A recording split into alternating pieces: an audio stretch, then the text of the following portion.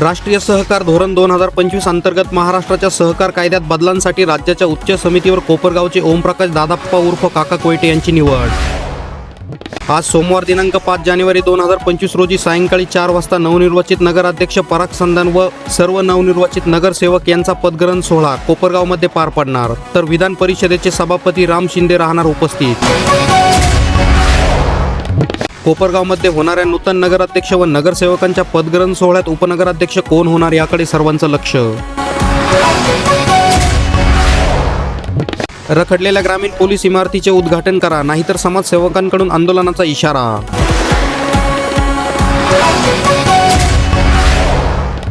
बदलती पत्रकारिता स्वीकारून निर्भीडपणे काम करणाऱ्या पत्रकारांचा अभिमान. कोपरगावात पत्रकार सन्मान सोहळ्यात आमदार आशुतोष काळे यांचे प्रतिपादन.